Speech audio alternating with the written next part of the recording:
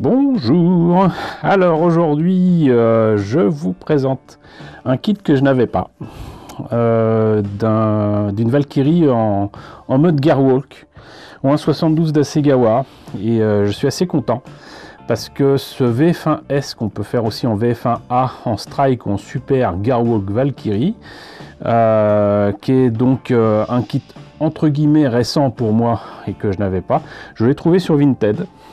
Et je l'ai négocié, pas âprement, mais j'ai quand même fait comprendre à la personne qui vendait ce kit qu'elle le vendait beaucoup trop cher, beaucoup trop cher. Le kit était vendu, je crois, plus de 80 €. Et j'ai discuté avec cette personne, très sympathique, et je lui ai dit c'est pas franchement le prix normal, quoi. Et donc elle se basait sur des choses qu'elle avait vues sur le net, sur des sites ou auprès de gens sur eBay ou quoi, qui réclamaient des sommes de fous pour ces kits là, qui sont quand même relativement récents, quoi. Et elle a accepté de me le faire au prix japonais. Ce qui fait que j'ai eu ce kit avec les frais d'envoi à 30 €.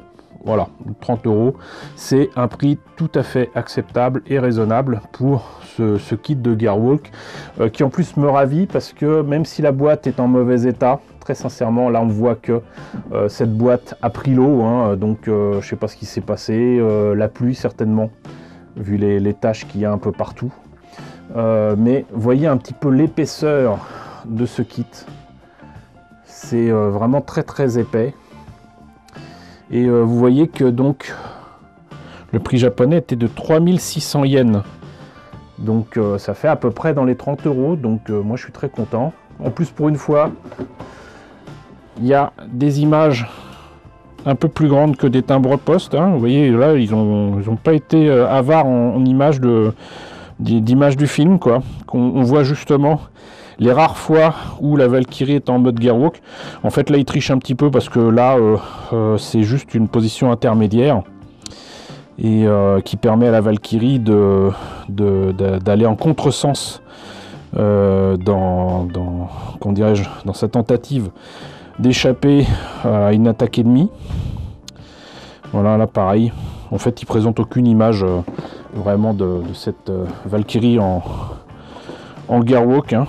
Donc là on voit donc la Valkyrie montée et peinte avec le pack Strike. Ça doit peser son poids. Je pense qu'il doit y avoir le socle qui permet de tenir cette brave Valkyrie en Gearwalk, et voilà, quoi. Donc et toujours superbe illustration de Hidetaka Tenjin, juste absolument magnifique. Et je sais pas pour vous, mais j'ai hâte de voir ce qu'il y a dans la boîte, et de voir les autres bonnes surprises que je vais avoir donc avec ce kit Asegawa.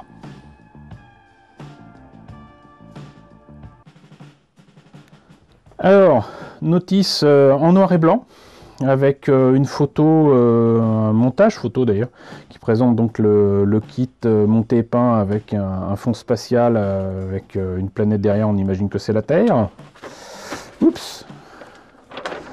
Alors déjà on voit qu'on peut faire donc pas mal de Valkyries différentes en fait issues du film, hein.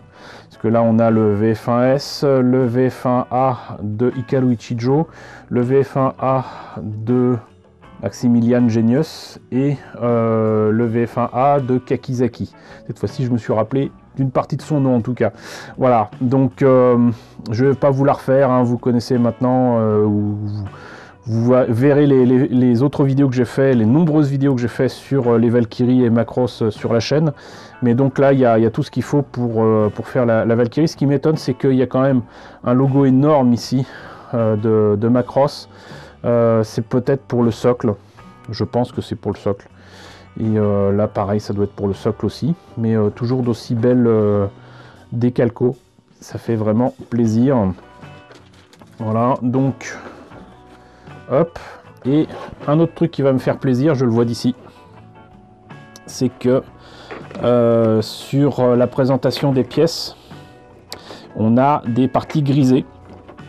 Chez Bandai c'est des X, chez Hasegawa, c'est des parties grisées, donc ça veut dire qu'en fait ce sont des pièces qui ne sont pas utilisées et donc qui sont en trop. Moi j'aime bien les pièces en trop, et puis en plus c'est pas n'importe quelle pièce quoi.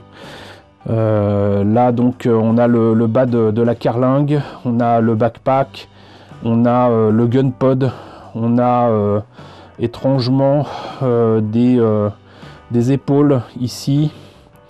Là j'imagine que ça doit être des polycaps. Là il y a bizarrement aussi des pièces à ne pas utiliser sur le socle que je connaissais pas. Enfin bon, il y a plein de choses à ne pas utiliser. C'est certainement en fait je pense des pièces qui sont liées à la version Gearwalk qui n'est pas Strike ou Super Valkyrie, donc pas avec le backpack qu'on connaît du film ou de la Super Valkyrie de la série.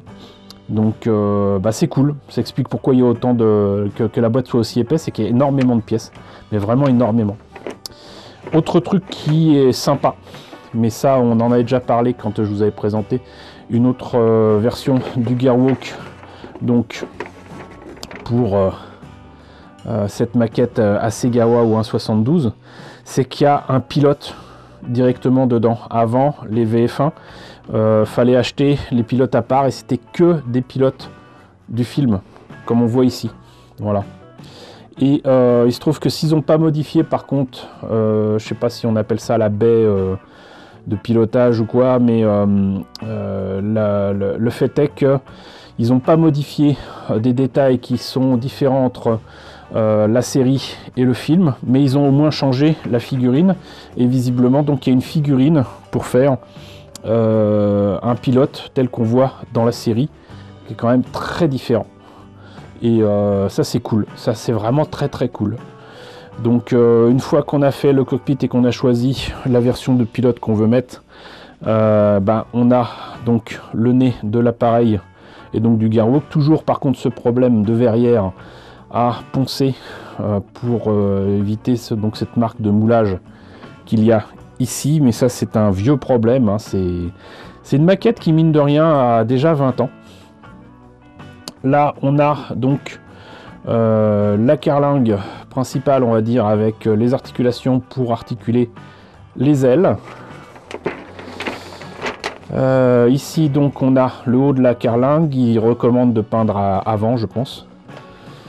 Là on a cette partie là qui va être un petit peu rabaissée pour pouvoir permettre au backpack d'être placé, un backpack particulier, puisque là on a de quoi tenir du coup le pack super ou le pack strike. Le gun pod est donc différent du gun pod du fighter, parce que comme c'est pour en mode déployé quoi, non seulement il a une main qui va pouvoir le tenir, mais en plus il y a une partie centrale, et ça m'étonne un petit peu qu'ils aient fait carrément des pièces différentes. Voilà. Les têtes, donc on choisit soit le VF1S soit le VF1A. Ici on a les entrées d'air avec je pense ce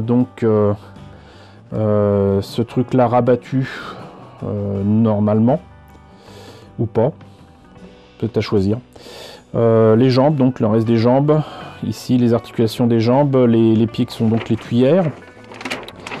Ce qui se rajoute donc sur les jambes, que ce soit Super ou Strike Valkyrie, c'est exactement la même pièce d'armure qui rajoute donc des tuyères et même des armes je crois. Là les épaules, du coup les bras. On rajoute aussi ici les parties pour la Super ou la Strike Valkyrie, les mains. Là on a donc les pièces pour faire les canons sur le dos là. Et là les parties Super Valkyrie. Les grosses tuyères qui rajoutent donc de la vélocité à notre Valkyrie préférée. Là on a donc le reste du backpack. Hop. Et là on réunit tout ça, et croyez-moi c'est pas évident parce qu'en fait c'est des toutes petites pièces. Il n'y a pas intérêt à jouer avec, hein. C'est pas un gunpla, c'est pas un jouet. Et c'est extrêmement fragile et ça peut casser à tout moment. Voilà, et sinon donc apparemment il y a une pièce à rajouter derrière le Gearwalk pour tenir donc sur cette espèce de pince là qui tient sur ce socle, où effectivement apparemment donc là il y a le logo de Macross à faire venir. Là je sais pas trop ce qu'il raconte, mais ça doit être important. Et après donc, comme je le dis souvent pour ces kits là, des années d'amusement pour placer les Decalcomanies. Voilà, vous avez intérêt à pas vous tromper et à avoir bien choisi. Voilà. Donc, vous le voyez, il y a de quoi faire. Belle maquette et à un prix tout à fait raisonnable, prix japonais, donc c'est super. Et donc, les pièces transparentes, donc il y a le socle, mine de rien. Et là, des pièces qui me rappellent tout simplement celles du Fighter. Et je dirais que logiquement, c'est des pièces issues de la version Fighter de la Valkyrie. Ici donc les pièces Super ou Strike, et vu la taille j'ai l'impression que c'est issu en fait de la version Batroid de la Valkyrie de Hasegawa, avec les articulations qui vont bien. Et là je ne vous les sors pas des sachets, j'ai pas envie de les abîmer, mais donc tout le reste là c'est très clairement issu du Fighter, et vous voyez qu'il y a déjà des pièces qui se baladent, j'ai pas envie de les perdre, donc vous m'excuserez mais je ne vais pas ouvrir ce sachet, et voilà, mais je suis super content, voilà, parce que j'ai déjà un bon paquet de Valkyrie, mais les Gearwalk, comme vous l'avez vu, c'est certes une position intermédiaire, mais surtout la possibilité pour Hasegawa de proposer des pièces, notamment les pilotes, qui n'existaient pas avant. Alors c'est juste dommage par contre que Hasegawa ne se décide pas à proposer ces pièces supplémentaires, à part, ça serait bien, hein, parce que ils ont fait, là par exemple il n'y a pas les armes supplémentaires sur les ailes, il n'y a pas les missiles et tout ça. S'ils pouvaient refaire ce pack avec des armes spécifiques à la série télé et avec les pilotes de la série télé, moi je serais le premier à en acheter, hein, voilà. C'est dommage qu'ils ne le fassent pas. Quoi qu'il en soit, moi je suis bien content de l'avoir, je suis bien content de vous l'avoir présenté. N'hésitez pas à me dire ce que vous en pensez dans la section commentaires. N'hésitez pas à liker, c'est très important. N'hésitez pas à partager, c'est encore plus important. N'hésitez pas à vous abonner si ce n'est pas déjà le cas. Coucou aux nombreux abonnés qui nous ont rejoints ces derniers temps, bienvenue ici. Coucou aux grands anciens qui me suivent depuis 6 ans. Merci à tous de votre fidélité, merci à tous de votre soutien sur Tipeee et sur Paypal. Surtout, prenez soin de vous. Je vous laisse avec la liste des contributeurs de la chaîne et je vous dis à très bientôt pour la présentation, je l'espère, d'une nouvelle maquette Macross.